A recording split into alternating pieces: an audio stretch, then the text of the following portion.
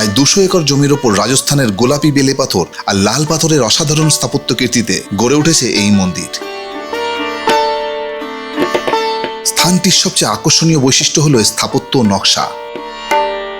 মন্দিরের ভেতরে শান্ত মনোরম পরিবেশ, বাইরের নানান বাহারি গাছপালা যেমন উপভোগ্য, তেমনই পূজা অর্চনায় মন নিমেষেই প্রসন্ন হয়। দক্ষিণ কলকাতা শহরতলিতে অবস্থিত শ্রী স্বামীনারায়ণ মন্দির। সুন্দর পার্কিং ব্যবস্থা এবং নিরামিষ রেস্তোরাঁ, সব মিলিয়ে একদিনের ভ্রমণে এক শান্ত সুন্দর মনোরম জায়গা। চলুন ঘুরে দেখা যাক।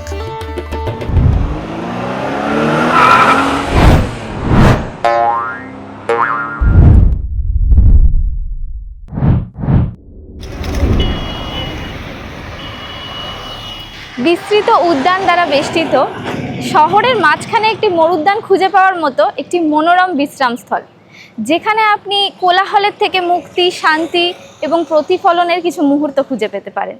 সেরকমই একটি জায়গা হলো শ্রী স্বামীনারায়ণ মন্দির। আমি এখন দাঁড়িয়ে রয়েছি সেই মন্দিরের একেবারে সামনে। আপনারাও এখানে এসে একবেলা কাটিয়ে যেতে পারেন। চলুন ভেতরটা ঘুরে দেখাই।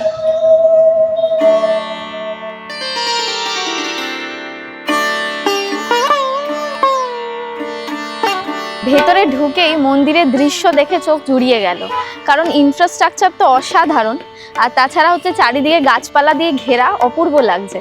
আর ওই পাশটায় পার্কিং প্লট রয়েছে, তো পার্কিংয়ের রেটস নিয়ে আমি বলছি কথা, তবে তার আগে মন্দিরের ভেতরটা ভালো করে ঘুরে দেখি। চলুন।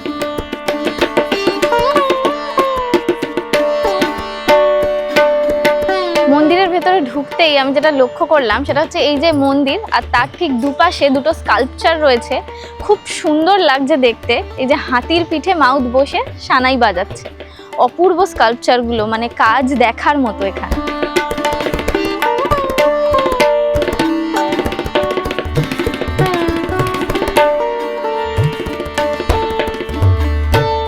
প্রায় 200 একর জমি বিস্তৃত এই স্বামীনারায়ণ মন্দিরের স্থাপত্য কীর্তি সত্যি দেখবার মতো।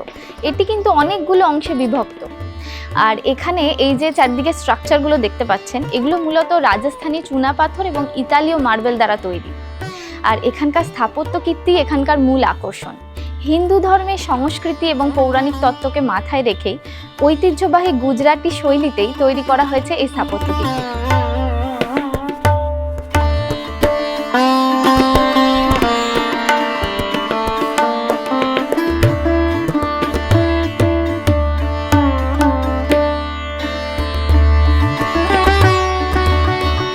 ইতিহাসে বলা হয়েছে যে ভগবান শ্রী স্বামীনারায়ণ বঙ্গোপসাগরের গঙ্গাসাগর পরিদর্শনের জন্য এই স্থানটিকে অতিক্রম করে গিয়েছিলেন।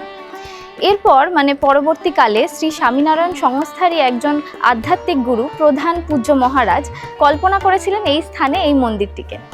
পরবর্তীকালে 2014 সাল নাগাদ মহা সমারোহে পূজা অর্চনা করে সর্বসাধারণের জন্য এই মন্দিরটি খুলে দেওয়া হয়।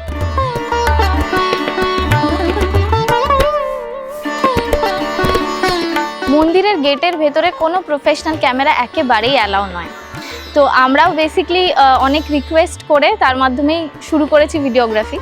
আর এই যে দেখতে পাচ্ছেন পেছনে মূল মন্দির, এই মূল মন্দিরে তো একেবারেই অ্যালাউ নয়, আমাদেরকেও অ্যালাউ করা হবে না। তবু দেখি কি করা যায়, রিকোয়েস্ট করে যদি সম্ভব হয়। মন্দিরের ভেতরে যারা প্রবেশ করবেন তাদের কিন্তু এখানেই এই জায়গাটাতেই জুতো খুলে তারপর মন্দিরে প্রবেশ করতে হবে। राम नाम भजले राम नाम सुख धाम भजले राम नाम सुख धाम भजले राम नाम सुख धाम।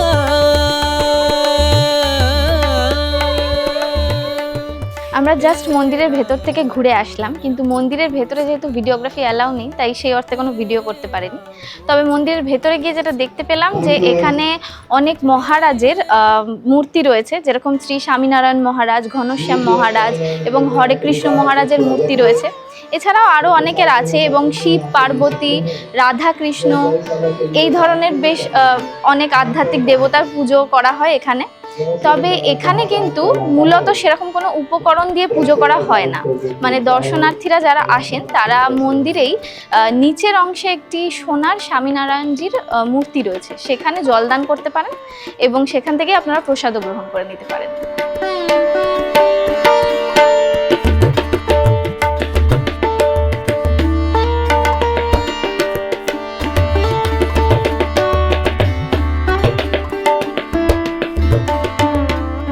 ওই যে পেছনে সিঁড়িটা দেখতে পাচ্ছেন, ওটা হলো মন্দিরের এক্সিট গেট। মন্দির পরিদর্শন করে দর্শনার্থীরা এই দিক থেকেই বেরোয়।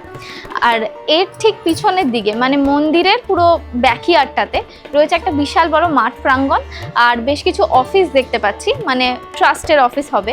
তো সেই সব জায়গায় কিন্তু সাধারণ মানুষের যাওয়া নিষেধ। আর মন্দিরেরও ঠিক ব্যাকইয়ার্ডের পার্টটাতে কিন্তু কোনো মানুষ যাচ্ছে না, শুধু ট্রাস্টের লোকেরাই ঘোরাঘুরি করছে। राम नाम भजले राम नाम सुख धाम भजले राम नाम सुख धाम भजले राम नाम सुख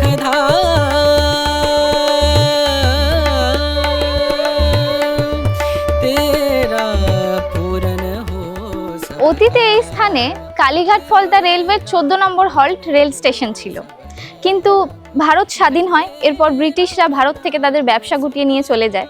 1957 সাল নাগাদ সেই কারণেই কালীঘাট ফলতা লাইন বন্ধ করে দেওয়া হয়। তারপর পশ্চিমবঙ্গ এবং ভারত সরকার এই কলকাতা মধ্যস্থ জমিটি পুনরুদ্ধার করে নেন।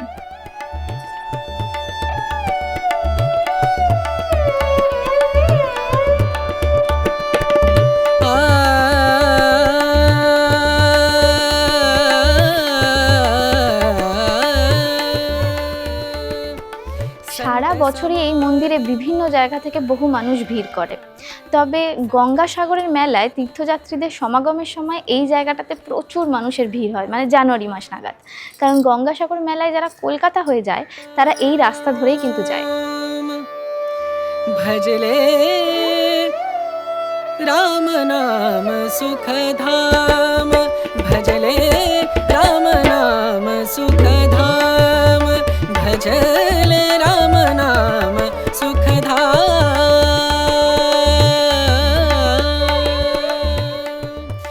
চারিদিকে পাথরের কারুকার্য, মন্দিরের গায়ে এবং স্তম্ভে নানান ধরনের পৌরাণিক কাহিনী এবং নকশা দেখতে পাওয়া যাচ্ছে। আর মন্দিরের ভেতরের পরিবেশটা কিন্তু বেশ শান্ত এবং মনোরম। আর মন্দিরের বাইরে আগেও যেটা আপনাদের বলেছি, কিছু সুন্দর গাছপালা দিয়ে ঘেরা বাগান রয়েছে। আর ভেতরে ঢুকে যেটা আমি বুঝতে পারছি, বাগান বেশ সুশৃঙ্খল এবং পরিষ্কার পরিচ্ছন্ন। মানে সব মিলিয়ে বলতে গেলে এখানে আসলে কিন্তু বেশ সুন্দর একটা সময় আপনাদের কেটে যাবে।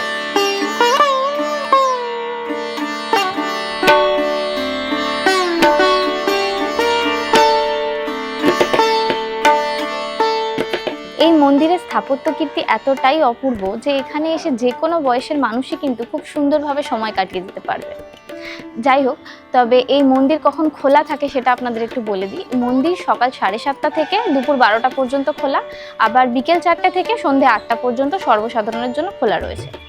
আর এই মন্দিরে যেহেতু অনেক রেস্ট্রিকশন রয়েছে, তারই মধ্যে একটা রেস্ট্রিকশন আমার বেশ নজর কাড়লো।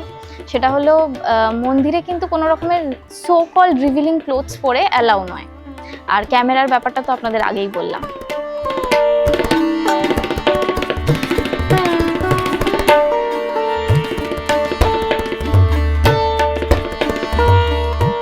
মন্দির প্রিমিসেসেই রয়েছে একটি রেস্টুরেন্ট। এই যে আমার পেছনে যে বিল্ডিংটা দেখছেন, এই প্রেম বাটি রেস্টুরেন্টটা হলো একটি ভেজ রেস্টুরেন্ট। এখানে আপনারা খাবার খেয়ে নিতে পারেন, মানে লাঞ্চ ব্রেকফাস্ট সারতে পারেন এখানে ঘুরতে এসে। এখানে বিভিন্ন রকমের স্ন্যাক্স আইটেম রয়েছে। আর তাছাড়া এখানেই ভোগ বিতরণ করা হয়। 11:45 থেকে ভোগ বিতরণ করা হয়, কিন্তু সেক্ষেত্রে আপনাদের কুপনটা কিন্তু ভোগের জন্য আগে থেকে কালেক্ট করে নিতে হবে। আর ভোগের যে প্রাইসটা রয়েছে, একটা মহাভোগ থালি আছে আর একটা খিচুড়ি ভোগ রয়েছে। খিচুড়ি ভোগ 50 টাকা, মহাভোগ 150 টাকা। এখন গ্যাসের সরবরাহের সমস্যা নিয়ে এই মহাভোগ থালিটা বন্ধ রাখা হয়েছে, তবে সানডেতে অ্যাভেলেবেল আছে। আর খিচুড়ি ভোগটা তো আপনারা পেয়েই যাচ্ছেন। তবে এই গ্যাসের সমস্যাটা মিটে গেলে আবার সমস্ত কিছু নর্মালি অ্যাভেলেবেল হয়ে যাবে।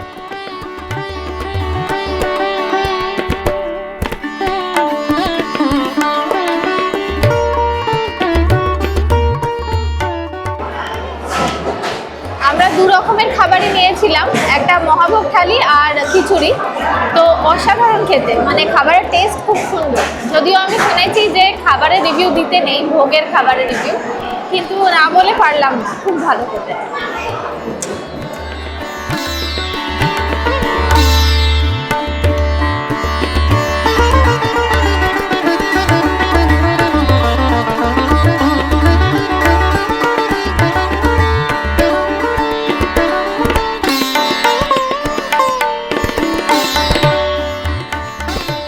কিভাবে আসবেন এই স্বামীনারায়ণ মন্দিরে? আপনারা ধর্মতলা থেকে যে কোনো সাগর অভিমুখী বাসে চেপে চলে আসতে পারেন এই পৈলান মন্দিরে।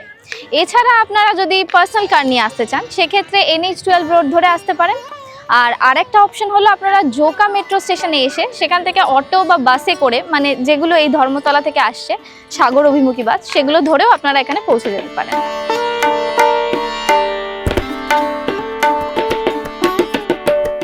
শুরুতেই বলেছিলাম যে এখানে পার্কিং এর ব্যবস্থা রয়েছে। তো মেন গেট থেকে ঢুকেই ডান দিকেই পেয়ে যাবেন এই পার্কিং প্লট। এই যে এখানে দেখুন প্রচুর গাড়ি পার্ক করা রয়েছে। তো এখানে পার্ক করার জন্য নির্দিষ্ট কিছু রেটস রয়েছে, যেরকম ধরুন বাইকের ক্ষেত্রে 20 টাকা, অটো বা টোটোর ক্ষেত্রে 30 টাকা, পার্সোনাল কার মানে এই জাতীয় 4 হুইলারের ক্ষেত্রে 50 টাকা, আর বাসের ক্ষেত্রে মিনি বাসের ক্ষেত্রে 130 টাকা, এবং যদি প্রপার বাস হয় তাহলে 250 টাকা।